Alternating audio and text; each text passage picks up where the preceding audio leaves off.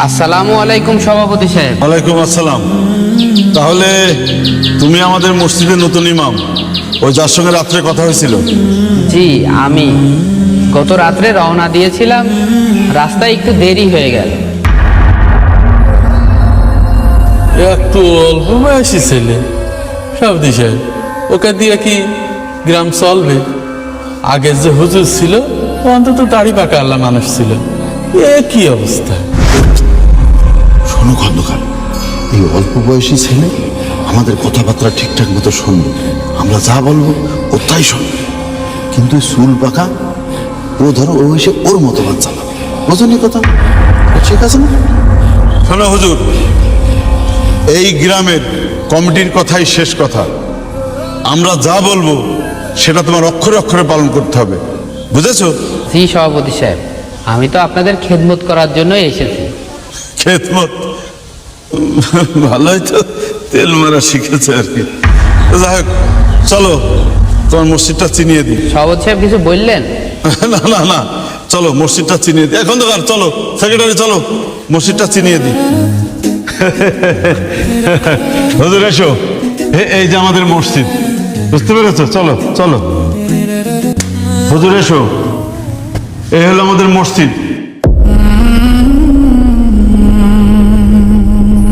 এই মসজিদে নামাজ পড়ানো, আজান দেওয়া এবং বাচ্চাদের সকালবেলা লেখাপড়া করানোর দায়িত্ব সব তোমার।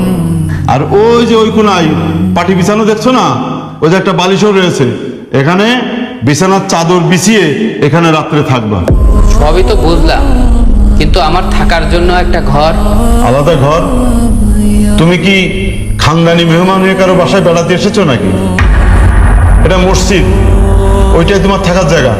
শোনো, এর আগের যে ইমাম ছিল সেও ওইখানে ঘুমাইতো, ঠিক আছে? বুঝতে পেরেছো আমার কথা? আচ্ছা ঠিক আছে, কিন্তু ওযু গোসলের জন্য পানি আর ওয়াশরুমটা কোথায়? ওয়াশরুম?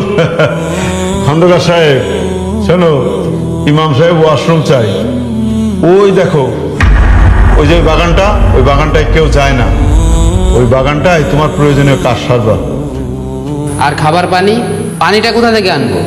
ওই যে বদনা বালতি দেখছো, যদি পানি লাগে পাশের বাড়িতে চলে যাবে, ওদের টিউবওয়েল আছে। কিন্তু আমি তো একজন ইমাম মানুষ, যার তার বাড়িতে কিভাবে ঢুকে পড়বো? শোনো, এত যদি ইজ্জতের ভয় থাকে তাহলে ইমামতি করতে এসেছো কেন? এই গ্রামে কোনো ইমামের আলাদা খাতির যত্ন হয় না। এই শোনো, নামাজটা ঠিকঠাক মতো পড়িও, ব্যাস। খন্দকার চলো।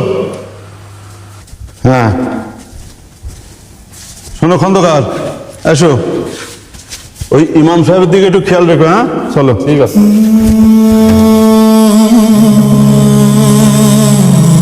আল্লাহ তুমি ভরসা। নবীজিও তো অনেক কষ্ট করেছেন, কত যন্ত্রণা সহ্য করেছেন, আমার আর কি। আসসালামু আলাইকুম আব্বা।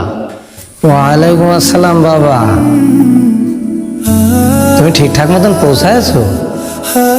ওখানকার গ্রামটা কেমন বাবা? পৌঁছেছি আব্বা, আলহামদুলিল্লাহ। গ্রামটা অনেক সুন্দর আর গ্রামের মানুষগুলো খুব ভালো। যাক শুক্রিয়া, আমার ছেলেটা আজকে একটা মসজিদের ইমাম।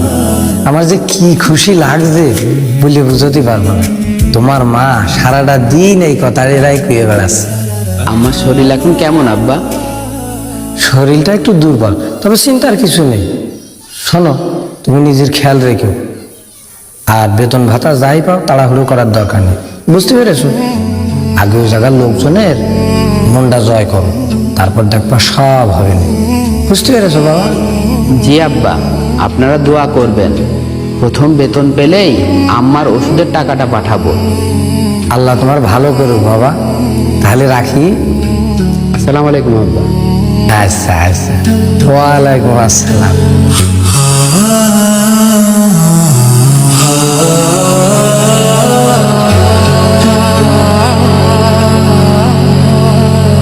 হে আল্লাহ, আমার বাবা মায়ের মুখে যেন হাসিটা ধরে রাখতে পারি, তোমার কাছে এতটুকুই চাই মাওলা।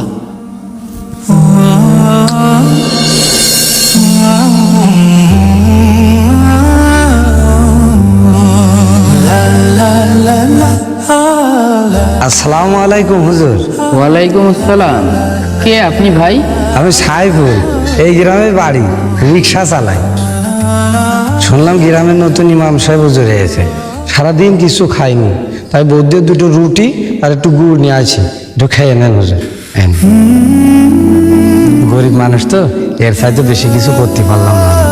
সুবহানাল্লাহ। আপনি জানেন না সাইফুল ভাই, কালকে রাত থেকে আজকে দুপুর পর্যন্ত পেটে একটা দানা পড়েনি। আপনি এই খাবারটা নিয়ে এসেছেন, আল্লাহ আপনাকে এই খাবারের 1000 গুণ করে ফেরত দিক। লজ্জা দেবেন না হুজুর, আপনার সেবা করতে পারলে নিজেকে ভাগ্যবান মনে করেন।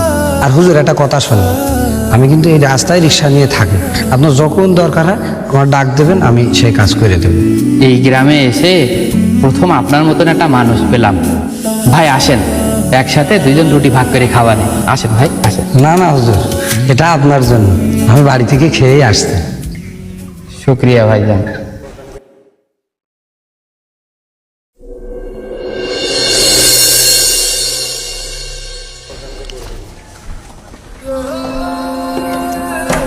হুজুর, ও হুজুর, একটু বের হও তো। জি খন্দকার সাহেব। এটা আমার সাথে এসো তো, কোথায় যাব? এসো তারপরে বলছি। কি হয়েছে কি?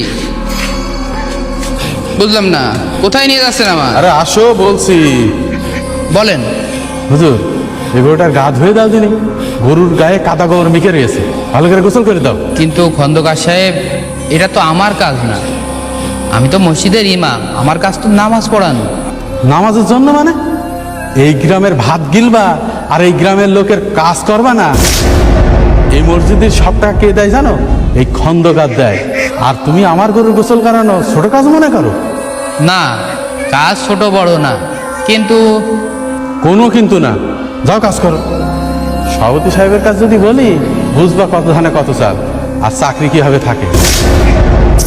কি মুসিবত।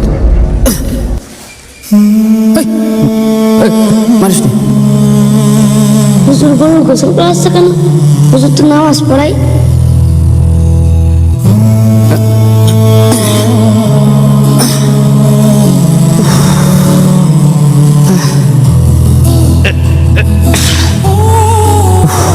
ইমামতি করতে এসে ঘর ধরে দিয়াও লাগছে। ইমাম, এই ইমাম সাহেব, এই শোনো, কালকে ফজরের নামাজ পড়িয়ে সোজা মাঠে চলে আসবা, আমার মাঠে ধান কাটতে হবে। সভাপতি সাহেব, ফজরের পরে তো আমি একটু কোরআন তেলাওয়াত করি, আর মক্তবের বাচ্চারাও কোরআন শিখতে মসজিদে আসে। শোনো, 2 দিন মক্তব বন্ধ থাকলে আকাশ ভেঙে পড়বে না, কিন্তু আমার মাঠে ধান নষ্ট হলে সে খেসারত কে দেবে? তুমি দিবা? আমি তো আপনার এই সমস্ত কাজে অভ্যস্ত না সভাপতি সাহেব। অভ্যস্ত না, অভ্যাস করে ভালো। এত নবাবে চললে এই গ্রামে টিকতে পারবা না। বেশি কথা আমি পছন্দ করি না, আমি চললাম। আচ্ছা।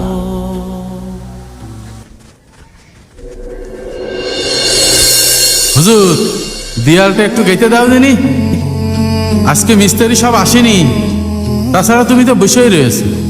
খন্দকার সাহেব, আমি তো রাজমিস্ত্রির কাজ জানি না।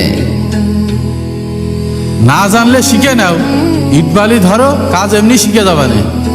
রাব্বি, জি ভাই। হুজুরকে একটু দেখিয়ে দে তো। চলেন হুজুর, আমি শিখিয়ে দিচ্ছি, আপনি খালি ইটগুলো আগিয়ে দেবেন।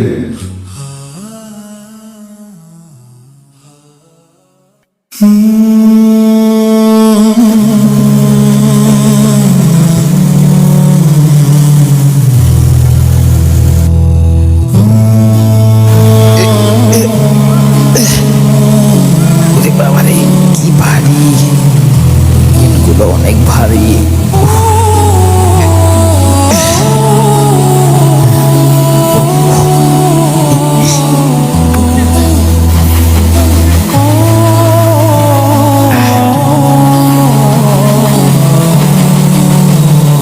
এই হুজুর, জি। বিড় বিড় করে কি করছিস? কাজ কর কাজ, নাকি আমার নামে বদদোয়া দিচ্ছিস? না খন্দকার সাহেব, আপনার নামে বদনাম দেব কেন? কাজ কর।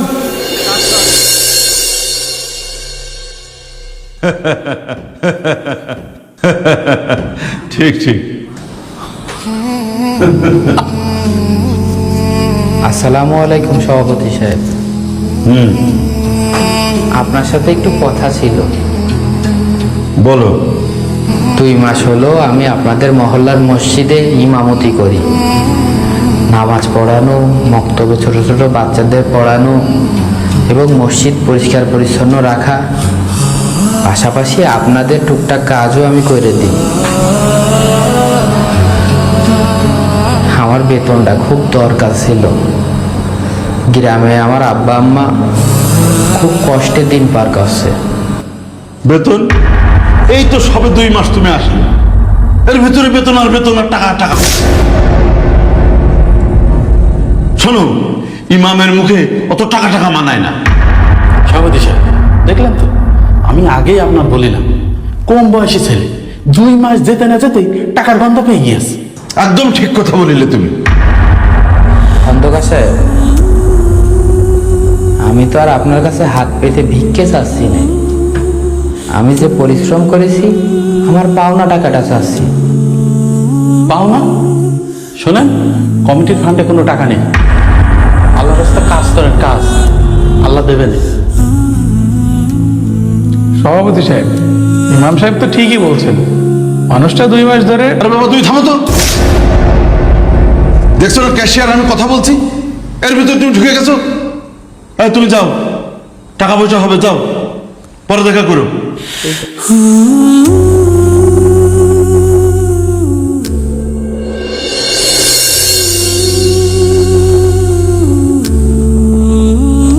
হে আল্লাহ, আমি তো তোমার ঘরের খেদমত করতে এসেছিলাম, এ কি মুসিবতে পড়লাম আল্লাহ।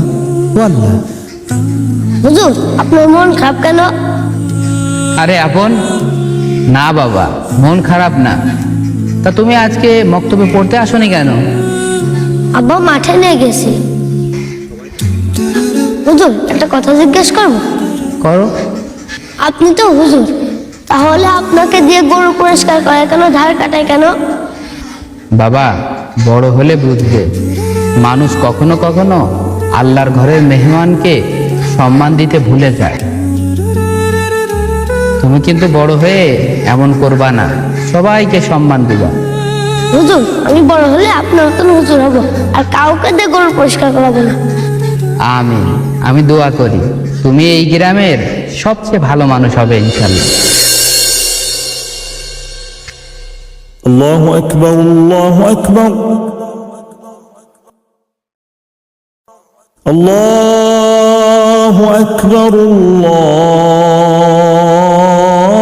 আল্লাহু আকবার।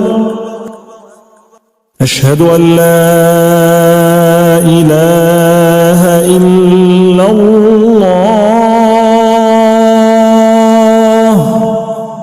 আল্লাহু আকবার, আল্লাহু